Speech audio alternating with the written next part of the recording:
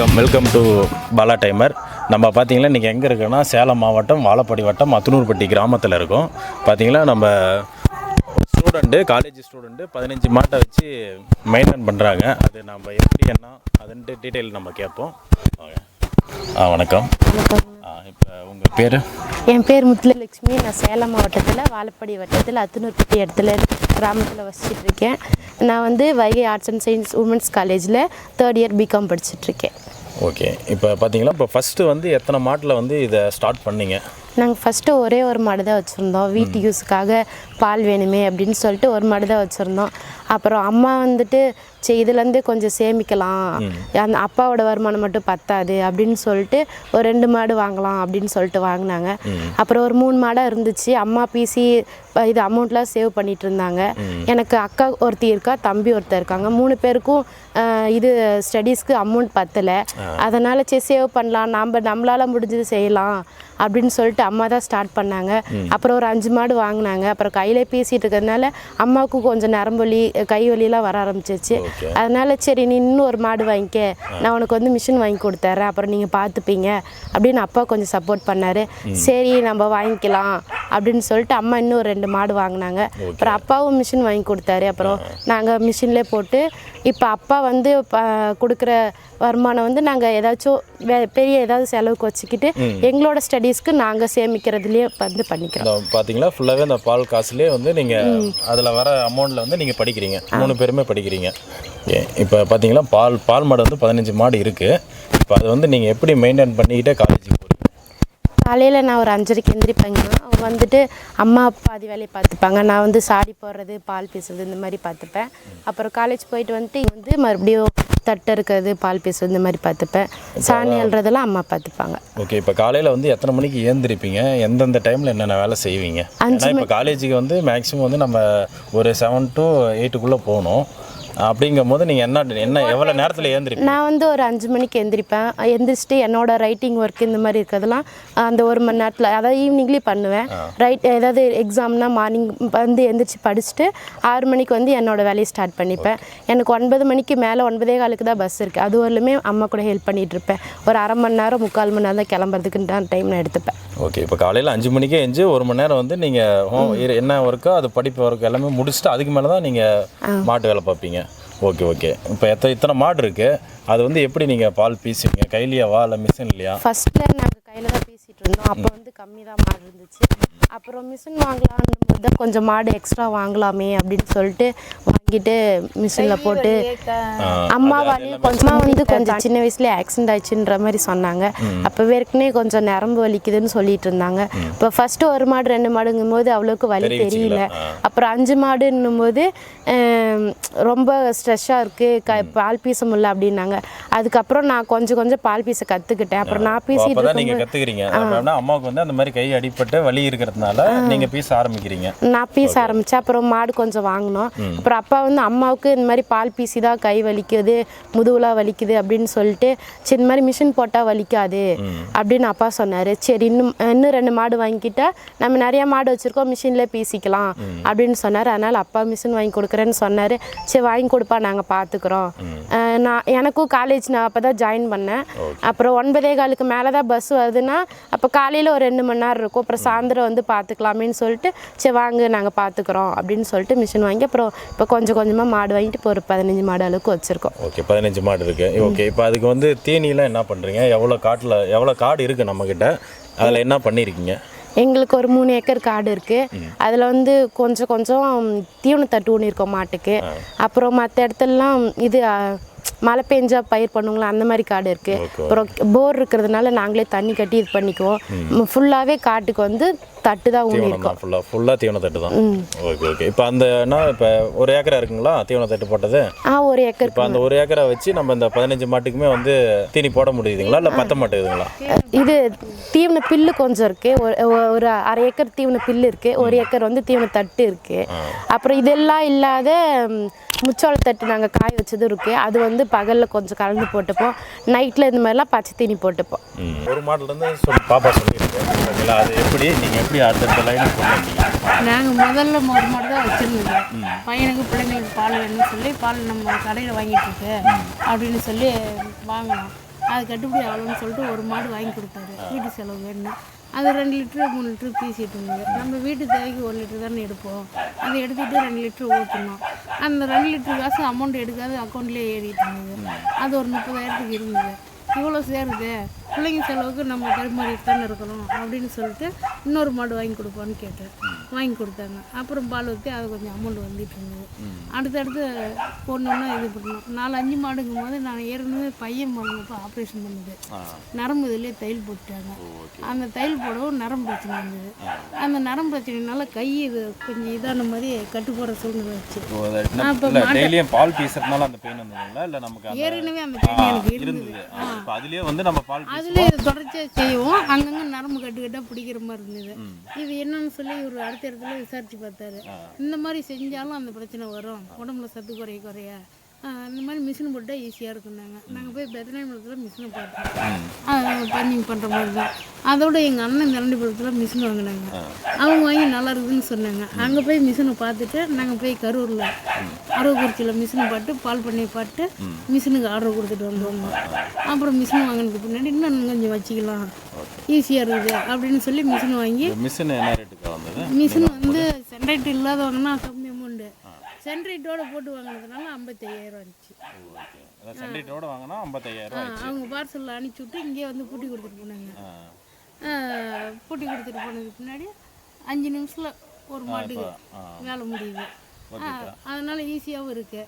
அப்புறம் அது தொடர்ச்சியாக ஈஸியாக இருக்குதுன்னு சொல்லிட்டு தான் மிஷின் வாங்குறதுக்கு முன்னே 6-7 மாடு தான் இருந்தது. ஸ்டார்டிங்கில் வந்து தீனி ஏண்டு இல்லை, வெளியில் தான் வாங்கி போட்டு காட்டில் பூங்காட்டில் புல்லு பிடிங்கி போட்டுட்டு இருந்தோம். நம்ம பூங்காடு இருக்குது நமக்கு. என்ன காகிட்டாம்பூ குண்டுமல்லி இருந்தது. அப்போ தண்ணி அதுக்கு மட்டும் சரியாக இருந்தது. நம்ம வெளியில் வாங்கி போட்டுட்டு இருந்தோம். அப்புறம் பூ பொருட்கள்லாம் ஆள் குட்டை வேலை வரவும் சொல்லி எல்லாம் போயிட்டாங்க. பிள்ளைங்களும் காலேஜ் போக ஆரம்பிச்சிட்டாங்க. ஒண்டினா சமாளிக்க முடியல தான் அந்த மாட்டு வேலையை திரும்பி அதிகப்படுத்தினது. அந்த அதிகப்படுத்தி அப்புறம் அவங்களுக்கு ஃபீஸ் கட்ட 3 பேருக்கு கட்டணும். அவர் சம்பளத்தை வச்சு ஒண்டினா சமாளிக்க முடியல. அப்புறம் இது பால் காசு அது கொஞ்சம் மைனூன் பண்ணேன். என்னால் ஒண்டினா முடியல. அப்புறம் மாட்டவே பார்த்துட்டு மாட்டை அதிகப்படுத்தி பூஞ்செடி நோண்டிட்டேன். பூஞ்செடி நோண்டிட்டு தீவன தட்டு போட்டுக்கிட்டோம். அது 1.5 ஏக்கர் இருக்கு. இல்லைக்கா, இப்போ நீங்கள் ஃபஸ்ட்டில் வந்து தட்டு வந்து வாங்கி போட்டு மாட்டுக்கு போட்டோன்னு சொன்னீங்க. அப்போ அந்த டைமில் வந்து உங்களுக்கு பால் காசுக்கு ஏதாச்சும் சேவிங் பண்ணுற அளவுக்கு கிடைக்குங்களா? இல்லை, கிடைச்சிது. ஏன்னா இப்போ நம்ம வந்து தட்டும் வாங்குறோம், தீவனம் தட்டு நம்மகிட்டே இருக்கும்போது காசு அதிகமாக செலவாகல. தட்டுக்குன்னு வர காசு நம்மளுக்கு மீதி. ஆமாம், ஏன்னா இப்போ ஸ்டார்டிங் வாங்கி போடும்போது அதுக்கு 2 பாகம் போச்சு, நம்மளுக்கு 1 பாகம் தான் நின்றுச்சு. 3 பாகத்தில் வாங்காத நம்மளுதே இருந்தால் அவங்களுக்கு 1 பாகம், நம்மளுக்கு 2 பாகம் அளவுக்கு நிற்கிது. அப்போ வந்து 10 நாளைக்கு ஒரு பில்லு போட்டாங்க. அப்படிங்கும் போது ஒரு பில்லு எடுத்து தீவன கடை கொடுப்போம். 2 பில்லு நம்மளுக்கு ஆகும். அந்த தட்டு வாங்கி போடும் போது 1 பில்லு அதுக்கும் கொடுப்போம்.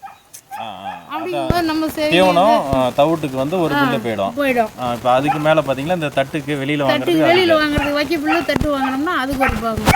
நம்மகிட்ட தீனி இருந்ததுன்னா அந்த 1 பாகம் நம்மளுக்கு மீதி ஆகும். அதனால அது பிரச்சனை இல்லை. அப்புறம் அதுக்கு மேலே அதான் பூஞ்செடி ஆள் வரலன்னு சொல்லிட்டு நீங்கள் எடுத்துட்டு தீவன தட்டு போட்டுக்கிட்டோம்.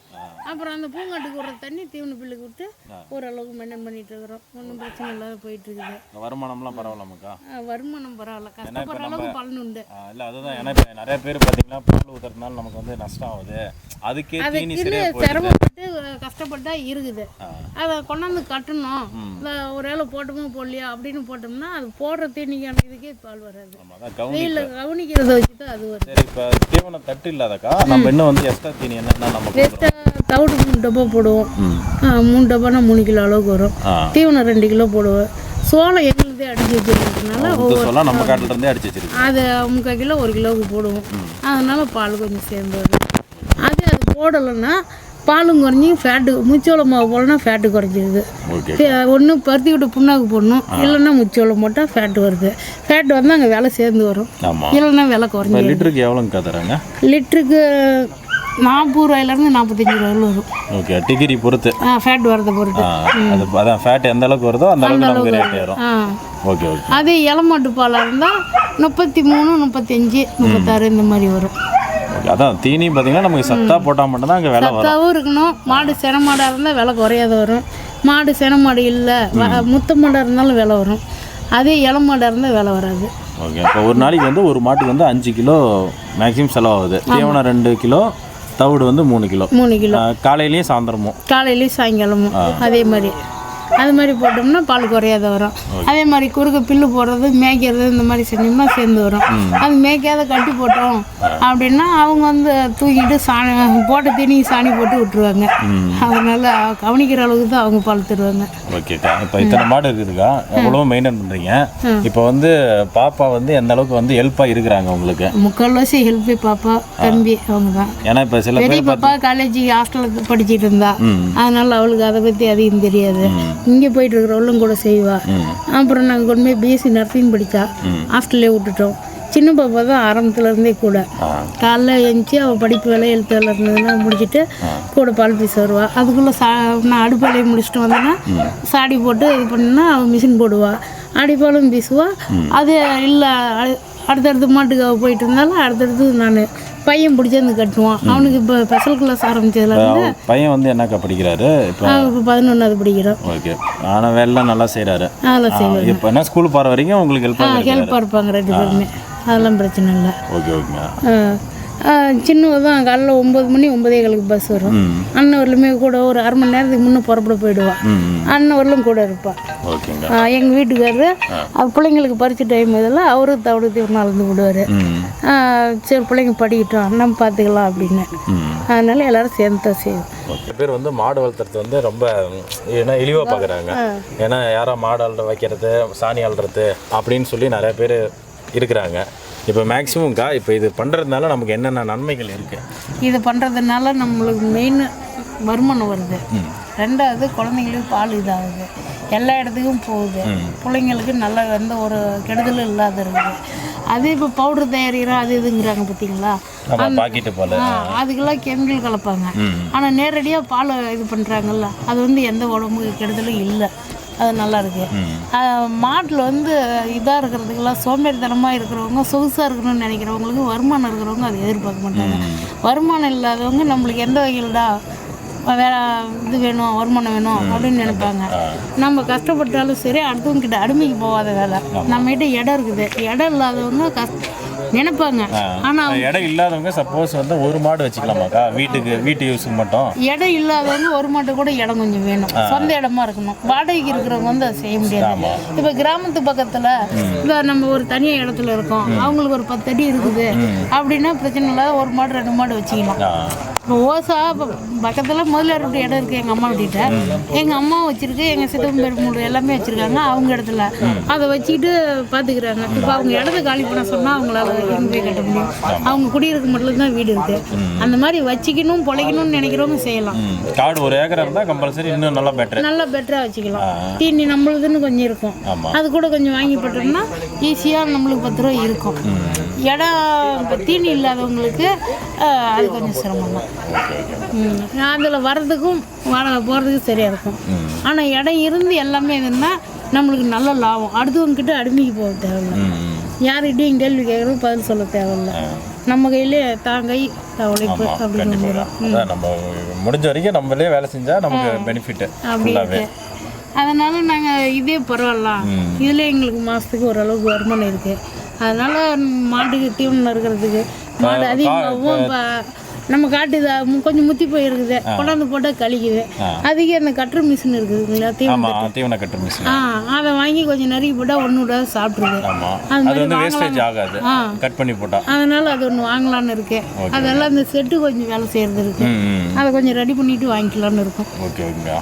இன்னும் மாடு இன்னும் அதிகமாக வாங்குங்க, ஓகேங்களா? அடுத்த லெவலுக்கு போனோம், வாங்கணும். அதை கொஞ்சம் கொஞ்சமாக மேடேறிட்டு, அதாவது சின்னது 1 மாட்டிலேருந்து ஆரம்பிச்சு இப்போ இந்த அளவுக்கு வந்திருக்கோம். அதெல்லாம் பிள்ளைங்க செலவெல்லாம் கூட இருக்கும், கொஞ்சம் கொஞ்சமாக செஞ்சுட்டு இருக்கிறோம். இப்போ மாடுக்கு வரைக்கும் பரவாயில்ல. இப்போ என்ன பசங்களுக்கு எல்லாத்தையுமே ஃபீஸ் கட்ட எல்லாத்தையுமே எங்களுக்கு முக்கால்வாசி இதில் தான் எல்லாமே அதில் மெயின்டைன் பண்ணுறோம். அவர் சம்பளம் இருக்கிறவங்களும் சாப்பிட நல்லது கெட்டது இது சிம்பிளாக பிள்ளைங்களுக்கு பார்த்தது ரொம்ப இதாக குறுகிற மாதிரி இருந்தது. இப்போ இது கொஞ்சம் ஏன் வருமானமும் வரவும் கொஞ்சம் எவ்வளோக்கா ஃபீஸ் கட்டுறீங்க? 3 பேர் இருக்காங்க, வருஷத்துக்கு எவ்வளோ கட்டுறீங்க? பையனுக்கு 60,000 வருது. பெரிய பாப்பாவுக்கு இப்போ இந்த வருஷம் முடிச்சிட்டா, அவளுக்கு மொத்த டோட்டலி வருஷம் 1.5 லட்ச ரூபா. ஓகேக்கா. 4 வருஷம் படித்தா. இப்போ சின்ன பாப்பாவுக்கு 40,000 வருது. 40,000 ரூபா. ஓகே. இப்போ இவ்வளவுமே மாடு வச்சு ரன் பண்ணுறீங்க. ஓகே ஓகே, பரவாயில்ல. ஏன்னா எல்லாத்தோட கண் பார்வை எப்படி இருக்குதுன்னா, மாடு வச்சா நமக்கு லாஸ் தான், நம்ம அப்படிங்கிற மாதிரி நினைக்கிறாங்க. நீங்கள் சொகுசாக இருக்கணும்னு நினச்சா அதில் லாபம் இருக்கு. ஆமாம், இப்போ அந்த இடத்துலயே வந்து நீங்கள் வந்து இதை லாபத்தை மீட்டெடுத்து கொண்டு வந்துருக்கீங்க. பரவாயில்ல. அதனால லாபம் இல்லாதெல்லாம் இல்லை, நம்ம கஷ்டப்பட்டா லாபம் உண்டு. ஆமாம், அதான் நம்ம உழைப்பு இருக்கணும். சொல்கிறாங்க பார்த்தீங்களா, வளைஞ்சத விளையுன்னு, அந்த மாதிரி கஷ்டப்பட்டாதான் லாபம் வருது. கஷ்டப்படலைன்னா லாபம் வராது. என்னடா மிச்சம், சாணி தான் மிச்சம்பாங்க. அந்த சாணி கூட காசுக்கு ஆகுது. நம்ம காட்டுக்கு இருந்தால் காட்டுக்கு கொட்டிக்கிறோம். ஆனால் காடு வீடு ஊருக்குள்ள வச்சுருக்காங்க, அவங்களுக்கு காடு இல்லை. அவங்க என்ன பண்ணுவாங்க, சாணி வைக்கிறாங்க. அது ஓரளவுக்கு காசு தான். நம்ம எருவு எல்லாமே பார்த்தீங்கன்னா நம்ம காட்டுக்கே போட்டுக்கிறீங்க. நம்ம காட்டுக்கும் போட்டுக்குவோம். சமயத்துக்கு காட்டுல எல்லாம் பயிர் இருந்ததுன்னா அதிகமாக செய்யறதுன்னு வித்துங்குவோம். ஓகே, அது ஒரு பக்கம் நம்ம காசு இருக்கு. அது ஒரு பக்கம் அதான் எதுவுமே வேஸ்டேஜ் இல்லை. மாடு இல்லை. ஓகே ஓகே, அதுக்குன்னு வேலை செய்யறோம், அது நம்ம லாபம் கொடுத்துருது. இது வரலையும் எந்த பிரச்சனையும் இல்லை. ஓகே ஓகேங்க, சரி. பார்த்தீங்களா, வந்து எல்லாருமே வந்து மாடர்ன் லைஃபுக்கு போகணும்னு ஆசைப்பட்றாங்க. இப்போ நீங்கள் வந்துட்டு இப்போ நீங்கள் வந்து காலேஜ் படிச்சுக்கிட்டு மாட்டையும் பார்க்குறீங்க. இப்போ இதை பற்றி நீங்கள் எப்படி நினைக்கிறீங்க, என்ன நினைக்கிறீங்க? நான் மாடர்ன் லைஃப்க்கு போகிறதுன்னு அது வந்து வேறு விஷயம். நான் வந்து எந்த இடத்துலேருந்து வந்தேன்றது எனக்கு மட்டும்தான் தெரியும். சின்ன வயசுலேருந்தே எங்கெங்கெல்லாம் எங்கள் அப்பா அம்மா கஷ்டப்பட்டுருக்காங்கன்ற எனக்கு மட்டும்தான் தெரியும். நான் அந்த லைஃப்க்கு ஆசைப்பட்டேன்னா இப்போயும் எங்கள் அப்பாவை கஷ்டப்பட்டுட்டு தான் இருப்பாங்க, அம்மாவும் கஷ்டப்பட்டுட்டு தான் இருப்பாங்க. அவங்களால என்னால் என்ன, அவங்களுக்காக என்ன என்னால் செய்ய முடியுன்றதை பற்றி யோசிச்சேன்னா நானும் அவங்களுக்கு ஹெல்ப் பண்ணலாம். சின்ன வயசில் படிக்கும்போது அப்பா என்ன சொல்லுவார், சாணியல் படிப்பு வரும். சாணி அல்றது இப்பெல்லாம் கேவலமாக நினைக்கிறாங்க. சாணி அல்னா தான் படிப்பு வரும்னு சொல்லி தான் எங்கள் அப்பா என்னை வளர்த்தினாரு. அம்மா வந்து சின்ன வயசுல பால் கேட்டால், நீ இது உனக்கு என்ன காய வச்சு தரணுமா, அப்போ பீசும்போது கிளாஸ் எடுத்துட்டு நான் பீசி தரேன் அப்படின்னு சொல்லி பால் எங்களுக்கு சின்ன வயசுல காய வச்சுலாம் கொடுக்க மாட்டாங்க. பீசும்போது கிளாஸ் எடுத்துட்டா நான் பிடிச்சி தரேன் அப்படிம்பாங்க. அந்த மாதிரி குடிச்சு வளர்ந்துருக்கேன். படிப்பு வரலையா, எங்கள் அப்பா படிலாம் சொல்ல மாட்டாங்க, போய் சாணியல்னா தானாலே படிப்பு வரும் அப்படின்னு சொல்லி தான் வளர்ந்துருக்காரு. அதனால் சாணி அழுறது எனக்கு ஒன்றும் கேவலமான விஷயம்லாம் இல்லை. நான் சாணி அழுறேன் அப்படின்னு காலேஜில் தைரியமாக சொல்லுவேன். வீட்டில் போய் என்ன தான் பண்ணுவேன், சாணி அள்ளுவேன். இதில் என்ன கேவலம் இருக்குது? சாணி அள்ளுனா அதுவும் ஒரு நமக்கு நல்ல விஷயம் தானே. இல்லை, அது ஒரு எப்படின்னா கிருமி நாசினி மாரி தான். நிறையா பேர் இது கோலை போடணும், அதுக்கு சாணி போடணும், இது அப்படின்னா தான் கிருமிலாம் வராதுன்னு சொல்கிறாங்க. என் வீடு முழுக்க அதுதான் சாணியாக தான் இருக்குது. நிறையா நாள் சாணி தான் அள்ளிட்டு இருக்கேன். அதனால் எனக்கு கேவலமான விஷயம். நான் மாடர்ன் லைஃப்க்கு போகிறதுனால சாணி அள்ளுறது தான் ஒரு விஷயன்றதான் இல்லை. சாணியும் அள்ளணும், எந்தெந்த இடத்துல எந்தெந்த மாதிரி இருக்கணும்னு எனக்கு தோணுது அந்தந்த மாதிரி தான் இருப்பேன். என் வீட்டுக்கு வந்தால் என் கஷ்டம் என் கூட வந்துடும். காலேஜ் போனால் படிக்கணும், அந்த விஷயத்தில் நான் யோசிச்சுட்டு இருப்பேன். நம்ம அடுத்த லெவலுக்கு போனா நம்ம அந்த மாதிரி காலேஜ் போனால் அந்த மாதிரி பண்ணு, ஏதாவது வெளியில் போனால் ஜாலியாக இருக்கலாம், அந்த மாதிரி இது பண்ணிட்டு எந்தெந்த இடத்துல எந்தெந்த மாதிரி இருக்கணுன்றது எங்கள் அப்பாவும் அம்மாவும் சொல்லி தான் என்னை வளர்த்துருக்காங்க. அதனால் மாடர்ன் லைஃப்னால் நம்ம எந்த வேலையுமே செய்யாமல் ஜாலியாக இருக்கலாமே, படுத்துட்டு இருக்கலாமே, செல்லு பார்த்துட்டு இருக்கலாமே. நானும் ஃபோன் யூஸ் பண்ணுவேன். அதே இது வேலை செய்யும் போது ஃபோன் எடுக்கக்கூடாது எங்கள் அம்மா சொல்லிகிட்டே தான் இருப்பாங்க. ஃபோன் பார்த்துக்கிட்டே நான் செய்கிறேம்மா அப்படின்னு நான் சொல்லிட்டு செய்வேன். சாணி எழுதும் போது பாட்டு வச்சுக்கிட்டே இருந்தால் சீக்கிரமாக அள்ளலாமே அப்படின்னா, எந்த வேலையாக இருந்தாலும் கவனமாக செஞ்சு முடிச்சுட்டு கொஞ்ச நேரம் யூஸ் பண்ணுன்னு சொல்லுவாங்க. அதனால் சாணி அள்ளுறது எனக்கு கேவலமான விஷயம் இல்லை. நான் மாடர்ன் லைஃப்பில் தான் இருக்கேன். என் வீட்டுக்கு வந்தால் தான் அந்த மாடர்ன் லைஃப் எனக்கு இல்லை. நான் காலேஜ் போனால் எல்லாத்துக்கும் கூட எப்படி இருப்பேனோ அந்த மாதிரி தான் இருப்பேன். அதே வேறு எங்கேனாச்சும் வெளியில் போகணும், என்ஜாய்மெண்ட்டான பிளேஸு எல்லாருக்குன்னா ஃபேமிலியோடு எல்லோரும் என்ஜாய் பண்ணி தான் இருப்பேன். வீட்டுக்கு வந்து ஐயோ அம்மா மட்டும் தனியாக இருக்காங்களே, அவங்களுக்கு நம்மளால் முடிஞ்சது பண்ணால் தான் அவங்களும் கொஞ்ச நேரம், இவ்வளோ நேரம் காலையிலேருந்து சாயந்தரம் செய்கிறாங்க, ஈவினிங் கொஞ்ச நேரம் நம்ம அவங்க கூட செஞ்சால் நைட்டு கொஞ்ச நேரம் அவங்க ஃப்ரீயாக இருப்பாங்க, வேலையை முடிச்சுட்டு இருக்கலாம் அப்படின்ற மாதிரி யோசிச்சேன். Okay okay. இப்போ பார்த்தீங்கன்னா இப்போ நைட்டு இப்போ எத்தனை மாடு இருக்குது, எல்லா வேலையும் முடிச்சுட்டு நைட்டு சாப்பிட்டு எத்தனை மணிக்கு நீங்கள் தூங்குவீங்க? அதாவது அந்த மாதிரி பார்க்கணுன்னா ஒவ்வொரு நாள் 8 மணி ஆகும் மாட்டு வேலையை முடிக்கிறதுக்கு. அதே நாங்கள் எல்லோரும் சேர்ந்து செஞ்சோம்னா, நாங்களாம் சண்டேல லீவில் இருப்போம், தம்பிக்கு ஒவ்வொரு நாள் ஸ்பெஷல் கிளாஸ் இருக்கும், அப்படின்னா ஒரு 8 மணி ஆயிரும். இதே நாங்கள் எல்லோரும் வீட்டில் இருந்தோம்னா 7, 6:30க்குலாம் முடிச்சுட்டு நாங்கள் சாப்பிட்டு நேரமாக படுத்துப்போம். அப்படி இல்லைன்னா நான் படுக்கிறதுக்கு 10 மணி ஆயிரும். ஒரு 8 மணி வரலும் வீட்டில் வேலை இருக்கும். அதுக்கப்புறம் ஒரு 2 மணி நேரம் எங்களுக்கு ஸ்டடி டைம்னு கொஞ்சம் இருக்கும், ரைட்டிங் ஒர்க்கு இந்த மாதிரி இருக்கும். அதெல்லாம் முடிச்சுட்டு 10 மணி ஆயிரும். ஓகே. இப்போ பார்த்தீங்கன்னா எல்லாருமே எல்லா வேலையும் கலந்து செய்கிறீங்க. சமையல் யார் பார்க்குறா? அம்மா தான் செய்வாங்க. சமைக்கிற டைமு அம்மாவுக்கு கொடுத்துருவோம். அதாவது இப்போ நாங்கள் ஏதாவது பால் பீசுகிற வேலைன்னா நாங்கள் பார்த்துக்குறோம், நீ போய் சமைச்சு வை அப்படின்னா சரி வேலையெல்லாம் முடிச்சுட்டு நாங்கள் எல்லாருமே அம்மா சமைக்கிறாங்கன்னா நாங்கள் ஏதாவது கட் பண்ணி தரது, காய் கட் பண்ணுறது இந்த மாதிரினா அம்மா சாப்பாடு செஞ்சாங்கன்னா நாங்கள் இந்த மாதிரி கட் பண்ணால் செய்வாங்க. அதான் எல்லாருமே மாட்டு வேலையை வந்து முடிச்சுட்டு போய் சமையல்லையும் போய் எல்லாருமே ஆளுக்கு ஒரு வேலையாக செஞ்சுக்கிறீங்க? எங்களுக்கு கூட விமலான்னு ஒரு அக்கா வருவாங்க, அவங்களும் அப்பப்போ ஏதாவது செய்வாங்க. எங்கள் பாட்டியும் இருக்காங்க, அவங்களும் ஏதாவது ஊறிச்சு தருவாங்க. அம்மாவோட அம்மாவும் அப்பப்போ வருவாங்க. அப்புறம் நாங்கள் எல்லாருமே வீட்டில் இருந்தோம்னா எங்களுக்கு இந்த மாதிரி வேலையை வச்சுட்டு நீங்கள் இந்த வேலையெல்லாம் முடிங்க, உங்களுக்கு ஏதாவது சமைச்சு தரேன் அப்படின்னு அம்மா ஃபஸ்ட்டே போய் அந்த மாதிரி விஷயத்தில் செஞ்சுட்டாங்கன்னா நாங்கள் வேலையை முடிச்சுட்டு சீக்கிரமாகவே கொஞ்ச நேரம் ஜாலியாக என்ஜாய் பண்ணலாம்ல, என்டர்டெயின்மெண்ட்டாக ஃபோன் யூஸ் பண்ணுறது இந்த மாதிரிலாம் பண்ணுவோம். முடிஞ்ச வரைக்கும் குயிக்காக முடிச்சு நம்ம அடுத்ததுக்கு போயிடலாம் அப்படின்னு சொல்லிட்டு. Okay okay. ஸோ இப்போ உங்கள் பேர் சொல்லுங்கள். என் பேர் பாரத், 11th படிச்சுட்ருக்கேன். Sri Gokulam matric higher secondary ஸ்கூலில் இப்போ 11th முடிச்சிட்ருக்கேன். இன்னும் ஒரு 2 மாதத்தில் பப்ளிக் எக்ஸாம் இருக்குது. Okay okay okay. இப்போ பார்த்தீங்களா, இப்போ மாடி இருக்குது, இப்போ இவ்வளோ வேலை இருக்குது ஓகேங்களா. இப்போ காலையில் நீங்கள் எத்தனை மணிக்கு ஏந்திருப்பீங்க? காலையில் ஒரு 4:30 4:45 ஏந்திரிப்பேன். அக்கா அதுக்கப்புறமேட்டு தான் ஏந்திரிப்பாங்க. அக்கா ஏந்திரிச்சு அவங்க படிக்கிற வரைக்கும் அவங்க கூட நானும் படிச்சுட்டு இருப்பேன். அப்புறம் 6 மணிக்கு 2 பேருமே வேலை செய்ய போவோம். அம்மா வந்து கொஞ்சம் நைட்டில் வழினால லேட்டாக தான் படுப்பாங்க. காலைல கொஞ்சம் ஏந்திரிக்கிறது லேட்டாக ஆகிறதுக்கு முன்னாடி நாங்கள் போய் கொஞ்சம் அவங்களுக்கு ஹெல்ப்ஃபுல்லாக இருப்போம். என்னென்ன வேலை செய்வீங்க? காலைல மாட்டுக்கு தவிடு போட்டுட்ருப்போம். அப்புறம் பால் மிஷின் போட்டுட்ருப்பேன். அக்கா வந்து அடிப்பால் பேசிட்டு கையில் ஒவ்வொரு மாடு வந்து நிற்காது, அதுக்கு வந்து கையில் பேசிகிட்டு இருப்பாங்க. அப்பா எழுந்திரிச்சிட்டாருன்னா அப்பாவும் அந்த வேலையை கொஞ்சம் செய்வார் எங்க கூட ஹெல்ப்பாக. அம்மா அப்புறம் எழுந்திரிச்சு வந்து எனக்கு காலைல 7 to 7 கிளாஸ் இருக்குது. அதனால 6:45 என் வேன் ஸ்டாப் போனோம். 6:45 போயிட்டு சாயங்காலம் 7:15 தான் வீட்டுக்கு வருவேன். சாயங்காலம் வீட்டுக்கு வந்ததுக்கப்புறம் பால் பேசுறதுக்கு லேட் ஆகிடுச்சுன்னா கொஞ்சம் அவங்களுக்கு ஹெல்ப் பண்ணிட்டு பாலை சென்டருக்கு எடுத்துகிட்டு போயிட்டு அப்புறம் மாட்டுக்கு தீனி போட்டு ஒரு 8 மணி வரைக்கும் அப்புறம் வேலை செய்வோம். நடுவில் அப்புறம் ஒரு 9:30 இன்னொரு டைம் தட்டு போட்டு நான் கொஞ்ச நேரம் படிச்சுட்டு அப்புறம் காலையில் மறுபடியும் எங்கள் வேலை. Okay okay. இதே தான் ரொட்டீனாக நம்ம பண்ணிகிட்டு இருக்கோம். ஓகே. மொபைல்லாம் யூஸ் பண்ணிங்களா? அதெல்லாம் யூஸ். ஓகே. அதிகமாக யூஸ் பண்ணிங்களா கம்மியாக யூஸ் பண்ணிங்களா? படிக்கிற நேரம் தவிர கொஞ்சம் நேரம். அப்புறம் வேலை செய்யும் போது பாட்டு கேட்டு தான் இருப்பேன். ஏன்னா பாட்டு அதிகமாக கேட்டுட்டு இருப்பேன். பாட்டு கேட்குறதுனால பிரச்சனை இல்லை மொபைல். ஏன்னா இப்போ இருக்கிற பசங்க எல்லாருமே பப்ஜி கேம் அந்த மாதிரி அடிக்டில் இருக்கிறாங்க. கேம்லாம் சுத்தமாக விளையாடவே மாட்டேன். எப்போயாச்சும் இன்ஸ்டாகிராம் பார்ப்பேன், அது எப்போயாச்சும் ஒரு டைம் தான். பாட்டு மட்டும்தான் எப்பயுமே கேட்டுட்ருப்பேன். ஏன்னா இப்போ மாடர்ன் லைஃப்னு சொல்லிக்கிட்டு எல்லா பசங்களும் இப்போ சிட்டிக்குள்ளே போய் பார்த்தோம்னா ஃபுல் அண்ட் ஃபுல் எல்லாரும் எப்படின்னா யார் வராங்கன்னு கூட ஏஞ்சி கூட பார்க்க மாட்டாங்க, இப்படியே தான் நட்டுக்கிட்டே தான் இருப்பாங்க. ஓகேவா? அந்த மாதிரி இருக்கிற லைஃப்பில் நீ இந்த மாதிரி இருக்கிறீங்க. ஓகேவா? அது எப்படி ஏன்னா எல்லாத்துக்குமே வந்து ஃபோன் மேலே ஆசை வரும், கேம் மேலே ஆசை வரும். அதெல்லாம் எப்படி தவிர்த்துட்டு வந்தேன்? அப்பா வந்து அப்பப்போ சொல்லுவார், ஃபோன் அதிகமாக யூஸ் பண்ணாத, அது அடிக்ட் ஆகிடுவேன் அப்படின்னு சொல்லுவார். அதனால ஃபோன் அதிகமாக கேம் வந்து எப்பயுமே யூஸ் பண்ண மாட்டேன். எப்போயாச்சும் இந்த சும்மா ஷார்ட்ஸ் பார்க்குறது, அதுவும் சும்மா உட்காந்துருக்கும் போது தான். மற்ற டைமில் வந்து பாட்டு தான் இங்கே இப்போ வேலை செய்யும் போது. ஸ்கூல்லேயும் நிறைய பேர் ஃப்ரெண்ட்ஸ் அந்த மாதிரிலாம் இருக்காங்க. இருந்தாலும் ஆமாம், நீயே பார்த்துருப்பேன் எப்படின்னா ஸ்கூலில் கூட கேம் விளாண்டுக்கிட்டு அந்த மாதிரிலாம் பார்த்துருக்கியா? அது லாக்டவுன் முடிச்சுட்டு போன ஒரு 2 மாதத்தில் ஃபோன்லாம் நிறைய பேர் கொண்டு வந்திருந்தாங்க. அப்புறமேட்டு ஸ்கூல்லாம் அலாட் பண்ணி இது பண்ணவும் ஃபோன்லாம் வாங்கி வச்சுக்கிட்டாங்க. நான் எங்கள் வீட்டில் எப்பயுமே கேம் விளையாடுறது பிடிக்காது. அதனால் வீட்டில் கேம் விளையாடவே மாட்டோம். மற்ற டைம் யூஸ் பண்ணிகிட்ருப்போம். ஓகே. முன்னகிட்ட பேச போகிறோம். இவ்வளோக்கும் 8 இவர் தான்.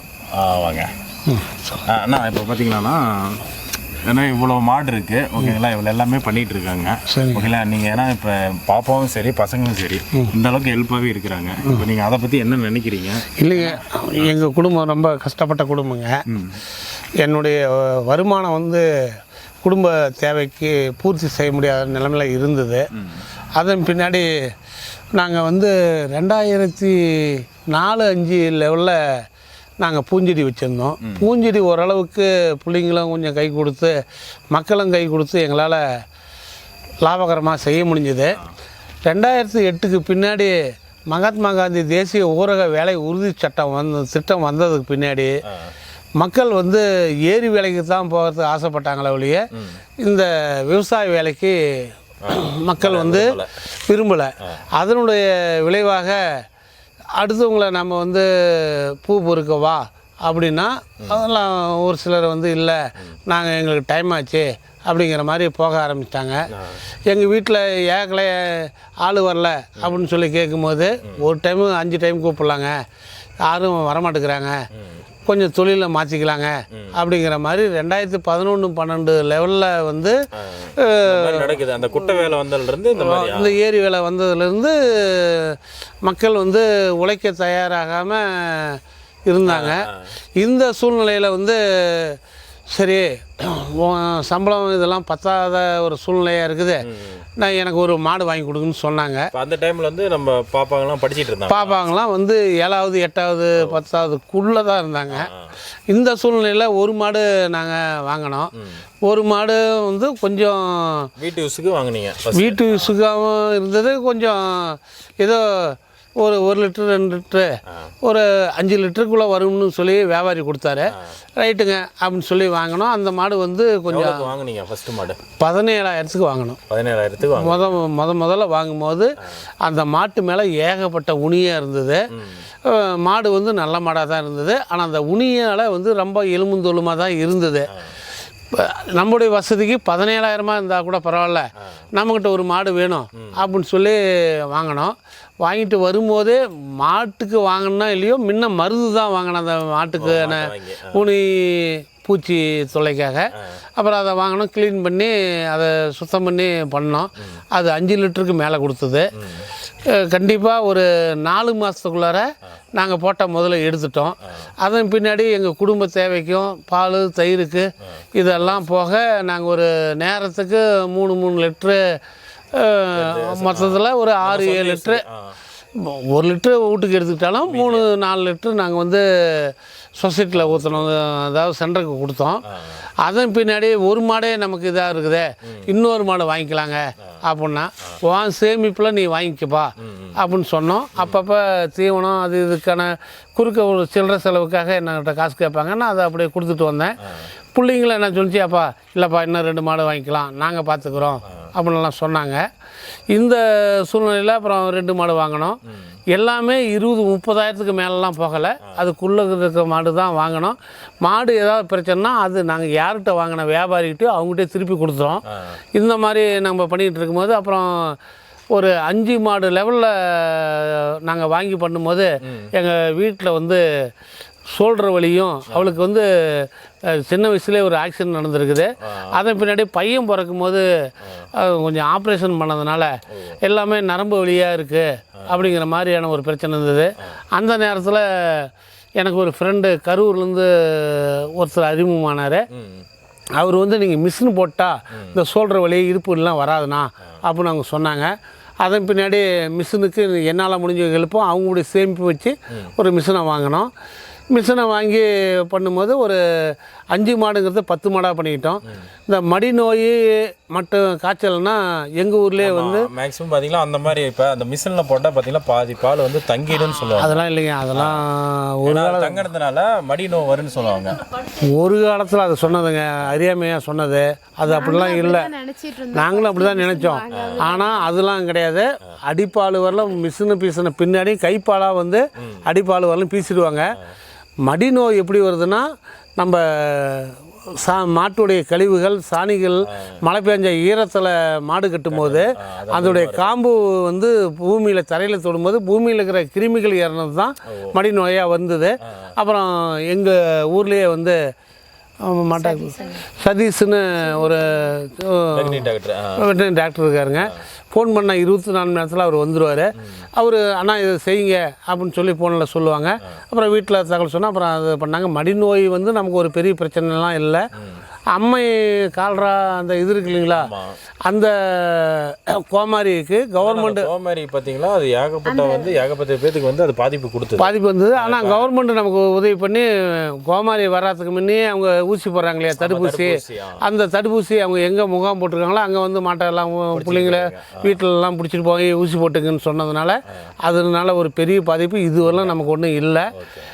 ஏதோ இந்த மாடெல்லாம் வாங்கின பின்னாடி மிஷின் வாங்கின பின்னாடி எங்கள் குடும்பம் வந்து ஓரளவு பொருளாதாரத்தில் நாங்களும் நிமிர்ந்து நிற்கிறோம். பிள்ளைங்களை வந்து எல்லாத்தையும் இந்த மாதிரி படிக்க வைக்கிறதுக்கு ஒரு உதவியாக இருக்குது. என்னால் முடிஞ்சதும் நடக்கும்போது அவங்களுடைய சேமிப்பும் அவங்கள காப்பாற்றிக்கிறதுக்கான வழி இருக்குது. என்னால் இதுதான் பண்ணிகிட்ருக்கோம். தீவனம்னு பார்க்கும்போது நாங்கள் வந்து இது வாங்குகிறோம், தீவனம் தனியாக வாங்குறோம். தவிடு தீவனம் வாங்குகிறோம்.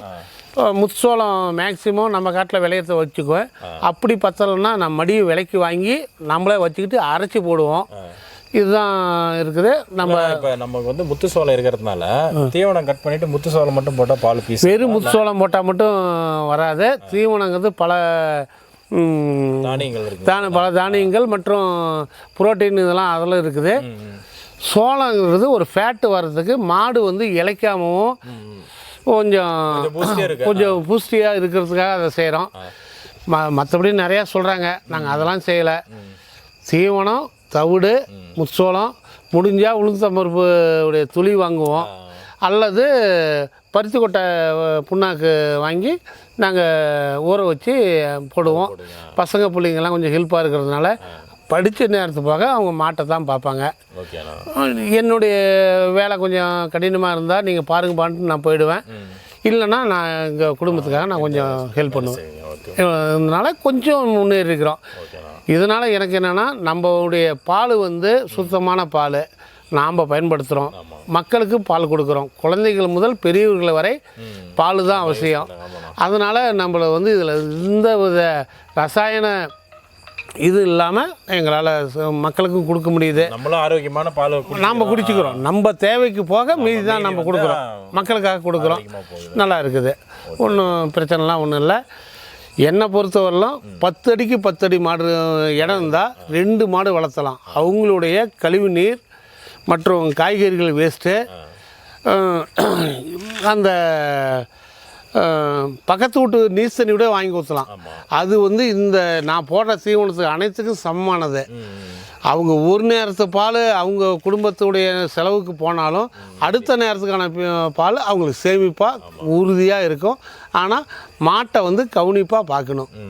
மாடு வீட்டில் இருக்கிறதுனால ஒரு லட்சுமி ஐஸ்வர்யன்னு சொல்கிறோம் இல்லையா, அதனால் அது கதையில் வருதோ என்னவோ. ஆனால் கண்டிப்பாக நம்ம காலையில் மாடுடைய முகத்தில் முடிக்கும் போது நமக்கு ஒரு திருப்தியாக இருக்குது. நன்மை இருக்கோ இல்லையோ, ஆனால் கண்டிப்பாக ஒரு மனசுக்கு திருப்தியாக இருக்குது. இதுதான் இது. இன்றைய நாகரிக உலகத்தில் மாடு வளர்த்தது கொஞ்சம் கேவலமாக தான் நினைக்கிறாங்க. எவ்வளோ கேவலமாக நினைச்சாலும் அவங்க குடிக்கிறது அன்னைக்கு டீ காஃபி பால் குடிச்சு ஆகணும். என்ன பண்ணுவீங்க? கண்டிப்பாக. அதனால் இப்போ வீட்டு தோட்டம், மாடி தோட்டம், காய்கறி தோட்டம் எல்லாமே போடுறோம். அது காய் வாங்குறது, அவன் போடுற கெமிக்கலை நம்ம வந்து பயன்படுத்துகிறோம்.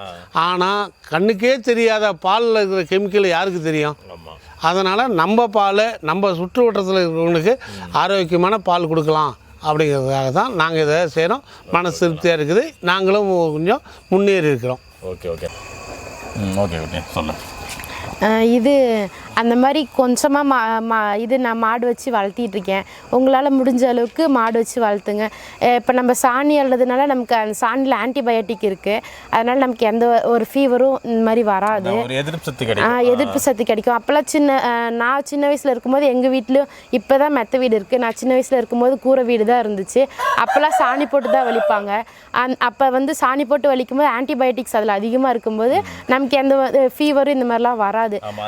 கிருமி வந்து வீட்டுக்குள்ளார எதுவும் வராது. மேக்ஸிமம் நம்ம கை கால் நம்ம கழுவே சப்போஸ் வந்தால் கூட அதை பட்டா வராது. இப்போ தான் நிறைய பேர் இது சொஃபிஸ்டிகேட்டாக இருக்கேன் அப்படின்னு சொல்லிட்டு மெத்த வீடு அந்த இது அப்படின்னு சொல்லிட்டு ரொம்ப நான் மாடர்ன் லைஃப்குள்ளே இருக்கேன், மாடர்ன் லைஃப்பில் இருக்கேன், மாடுலாம் ஆகாது அப்படி இப்படின்னு சொல்கிறாங்க. நானும் சின்ன வயசுலேருந்து மாடு கூட தான் இருந்தேன். அப்புறம் கொஞ்ச நாள் தான் டச் இல்லாமல் இருந்துச்சு. அப்புறம் மறுபடியும் மாடு வாங்கி அதனால் நாங்கள் சேமிப்பு பண்ணி இப்படி இந்த இதில் இருக்கோம். அதனால் உங்களால் முடிஞ்ச அளவுக்கு அதாவது கொஞ்சம் இடம் இருந்தாலும் பரவாயில்ல, ஒரு மாடு வாங்கி உங்களால் முடிஞ்ச அளவுக்கு நீங்களும் நேச்சரோட இருக்கலாம். என்ன இருக்கோ அதை போட்டு நீங்கள் நம்மளால் முடிஞ்சது எந்தோ பண்ணலாம். சேவ் வாட்டர், சேவ் நேச்சர்னு சொன்னால் மட்டும் போதாது. நம்மளால் என்ன முடியுமோ அதை செஞ்சால் தான் எல்லாமே சேவாக இருக்கும். இப்போ நீங்கள் பார்த்தீங்கன்னா 10th 12th என்ன மார்க் எடுத்தீங்க? நான் 10th வந்து 405 எடுத்தேன் 500க்கு. 11th வந்து 520 எடுத்தேன் 600க்கு. 12th வந்து 550 எடுத்தேன். Okay super. இப்போ இது வரைக்கும் மாடு வச்சுருக்கீங்க. இப்போ எந்த மாதிரி நோயெல்லாம் வந்திருக்கு, அதெல்லாம் எப்படிலாம் நீங்கள் சரி பண்ணியிருக்கீங்க? மாட்டுக்கு முன்ன மழை பெஞ்சிட்டு இதாக இருந்தது பார்த்தீங்களா, முன்னே கொரோனா பிரச்சனை வந்ததெல்லாம் அந்த சமயம் பார்த்தீங்கன்னா மாட்டுக்கு அம்மன் நோய் நிறையா வந்தது. அப்போ சதீஷ்னு சொல்லி டாக்டர் எங்கள் பையன் பார்த்துக்கலாம். அந்த பேர் தப்பா அந்த அரிசி இல்லை தீவனம் மட்டும் அனுட்டுப்பா, நான் அரிசி வந்து போட்டுக்கிறேன். தீவனம் மட்டும் போய் அந்த அந்த உள்ளே இருக்கிற டப்பா வெளியே இருக்கிற டப்பா அந்த மூடி இருக்குதுல்ல அதில் மட்டும் போடு. வந்துடும் இன்னும் 10 நிமிஷம். எப்படி ஜூம் பண்ணுறது? இதில் ஜூம் பண்ண முடியாது, வேர்லன்ஸ் கட்டணும். ஓ ஐயா கொண்டு வந்து அர்த்தம் கொடுத்தேன்.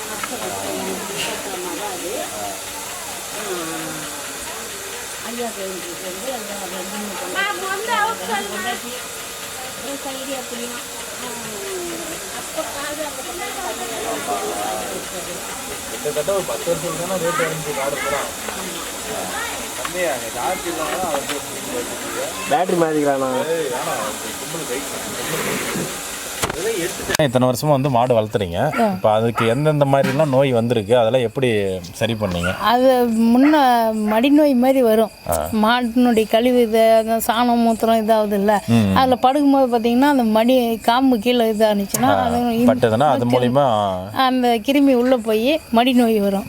அது டாக்டர்கிட்ட ஃபோன் பண்ணி கேட்டோம்னா இந்த இதை செய்யுங்க, நான் வந்து இன்ஜெக்ஷன் பண்ணுறேன். அதாவது சுமாராக இருந்ததுன்னா நம்ம 10 போடுற இதுலேயே இதாகிடும். இந்த முறையில் போடுங்கன்னு சொல்லுவாங்க. அது மாதிரி போட்டோம்னா சரியாயிடும். அது ரொம்ப அதிகம் 3 மணி நேரத்தில் பார்க்கணும் மடி நோய் வந்தால். அது அப்படி பார்க்காத பால் பீசும்போது தெரிஞ்சிருங்களா? பால் பீசும் போதே மடி கட்டிட்டு பால் வராது, கெட்டியாக இருக்கும். பால் இருக்கிற மடி பெருசாகிக்கிட்டே இருக்கும். திருக்க ஒரு மாடு வரும். காம்பில் பிரச்சனைனா திருக்க வரும், நரம்பு பிரச்சனை இதாகி. அது இல்லை மடியில் மட்டும் கட்டிகிட்டு இருக்குது அப்படின்னா கல்லாட்டு இருக்கும், கரையிறதுக்கு இல்லாத. அதுக்கு ஐஸ் கட்டி ஒத்தனம்னா கொடுங்க. அதுக்கப்புறம் இந்த ஆயில்மெண்ட் இதை சொல்லுவாங்க. ஆயில்மெண்ட் இல்லைன்னா நம்ம செய்யக்கூடியவங்களா இருந்ததுன்னா பச்சளை மூலியமா கத்தலை சீத்தாத்தலை இந்த மாதிரி அரைச்சி 10 போட்டு விடுங்க அப்படிம்பாங்க. மஞ்சத்தூள் எலுமிச்சம்பழம் சாக்பீஸு இந்த மாதிரி அரைச்சி போடுங்க அப்படிம்பாங்க. அதை போட்டு கரைஞ்சதுன்னா நம்ம டாக்டர் கூப்பிட தேவையில்ல. அது கரையலைன்னா டாக்டர் வந்து அதுக்கு ஊசி போடுவாங்க. ஊசி அது 3 மணி நேரத்தில் செய்யணும், இல்லைன்னா அதிகமாக பாதிச்சிடும்.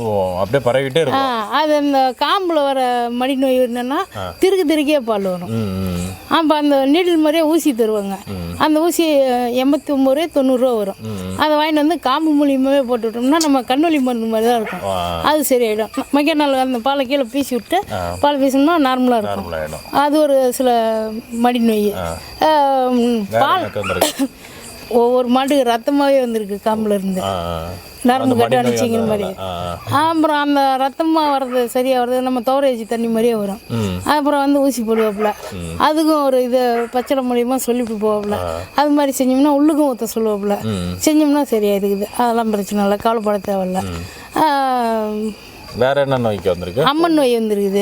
அம்மன் நோய் இதுக்கு நம்ம மனுஷருக்கு என்ன செய்யறோமோ அது மாதிரி 10 போட்டு விட்டு இது பண்ணால் பார்க்கலாம். இந்த கோமேரி பிரச்சனை வருது பார்த்தீங்களா, அந்த கோமேரி ஊசி போட்டியுமா அதிகமாக பாதிக்காது.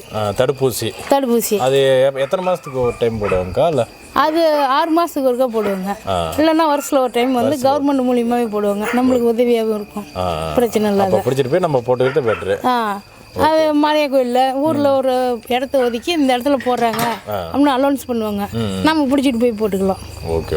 வேற எந்த மாதிரி நோய்க்கு வந்திருக்கு?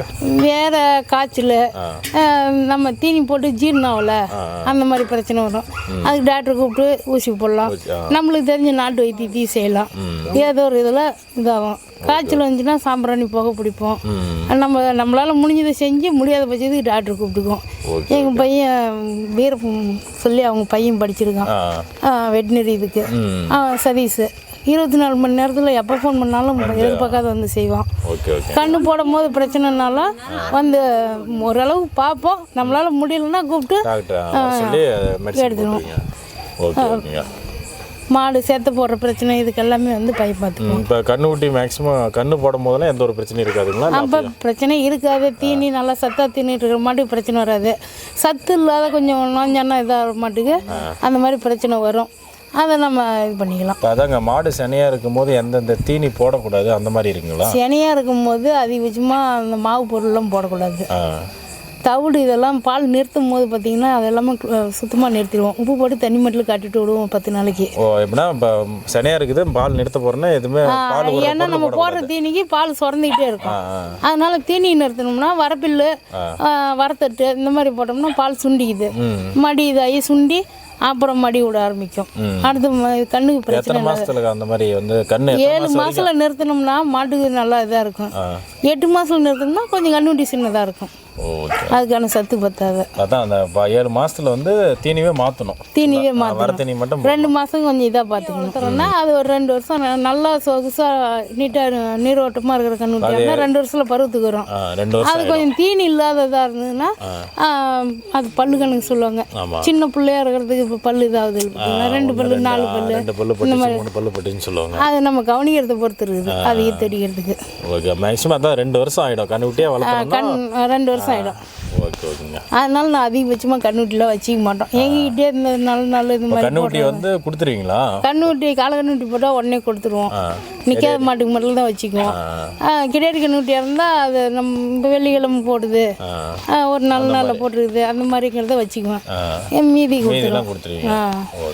அதில் அதிகபட்சமாக 2-3 வருஷத்துக்கு கஷ்டப்படுறதா இருக்குதுன்னு சொல்லி அதை கொடுத்துட்டு மாடை இது பண்ணிக்குவோம். இந்த மாடு வந்து எத்தனை வருஷம் வரைக்கும் வச்சுட்டு திரும்ப மாற்றுவீங்களா? இல்லை, மாடு பிடிச்சிருந்தா அதை நிரந்தரமாக வச்சுக்குவோம். அதை சனி அணிச்சினாலும் விற்றுருவோம். அது ஒரு இது பார்ப்பேன். அதாவது மாடு வத்த கறவையாக வாங்கி பால் பீசிக்குவோம். செனை நின்றுச்சுன்னா 8 மாதம் 9 மாதத்தில் விற்றுருவோம். 10 மாதம் பிறக்கிறதுக்குள்ள எப்படின்னா ஒரு 5 அதில் நம்மளுக்கு கொஞ்சம் லாபம் இருக்கும். அந்த மாதிரி பண்ணும்போது லாபம் இருக்கும். ஓகே ஓகேங்க. இல்லை இப்போ அது கண்ணு வச்சிருக்கிறோம்னாக்கா, இப்போ அது வந்து ஒரு 5 கண்ணு போட்ட பிறகு அந்த மாதிரி அது 5 கணக்கு இல்லை, அது பல்லு சேர்ந்துக்குச்சு அப்படின்னு சொல்கிற மாட்டுக்கு வந்து அது ஒரு இப்போ நம்மளுக்கு ஒரு 40 வயசு ஆகுது பார்த்தீங்களா, அது 40 வயசுக்கு மேற்படி இன்னும் கொஞ்சம் நாளைக்கு உழைக்கலாம்ல சத்து இருக்கிறவங்க. அந்த மாதிரி அது மாட்டோட கண்டிஷன் பொறுத்து நம்ம வச்சிருக்கிற நீரோட்டத்தை பொறுத்து இருக்குது. அது நீரோட்டம் இல்லாத சும்மா கடமைக்கு வச்சிருக்கிறாங்க பார்த்தியா, அதெல்லாம் சேர்ந்துச்சுன்னாவே பாட்டி ஆயிடுச்சு விற்றுக்கலாம் அப்படின்னு விற்று விடுவாங்க. நான் ஏன்றிருக்கிறதுலாம் அப்படிலாம் இல்லை, எல்லாம் நீரோட்டமாக நல்லா இருக்கு. அதனால நான் வச்சு தான் இருக்கேன். அதாவது வாங்கின மாடு எதுவும் அந்த மாதிரி விற்கல. ஏதாவது நம்மளுக்கு முட்டுது, பிள்ளைங்களுக்கு பிடிக்க முடியல அப்படிங்கிற மாட்டை மட்டும் விற்பேன். அது அதிகபட்சமாக இந்த வத்தக்கறவையாக வாங்குறது இது நம்மளுக்கு வேணாம், சும்மா சேஃப்டி வச்சுக்கலாம், முத்து சேனையில் விற்றுப்பலாம், அந்த மாதிரி விற்றுருவேன். ஓகே. இல்லை அதான் அந்த மாதிரி வந்து மாடு வாங்கியும் சனியாக்கி விற்கிறது. ஓகே. பால் மாடு இல்லாத அதையும் பண்ணுறேன். அதையும் பண்ணுவோம். அதில் நம்மளுக்கு 10 ரூபா கிடைக்கும். சரிங்க. நம்ம இந்த அளவுக்கு வந்து ஒரு 15 மாடை வச்சு அவங்க ஃபேமிலியே வந்து இதை பார்த்துக்கிறாங்க. அதனால் பால் மாடு பண்ணால் கம்பல்சரி வந்து லாபம் இருக்குதுன்னு சொல்கிறாங்க. அதனால தான் அவங்கள்ட்டே வந்து நம்ம நேர்லேயே அவங்களோட அனுபவத்தை வந்து நம்ம தெரிஞ்சுக்கிட்டோம். அதனால் எல்லாருமே வந்து இடம் கொஞ்சம் போதுனாலும் நீங்கள் இதை கண்டிப்பாக ட்ரை பண்ணி பாருங்கள்.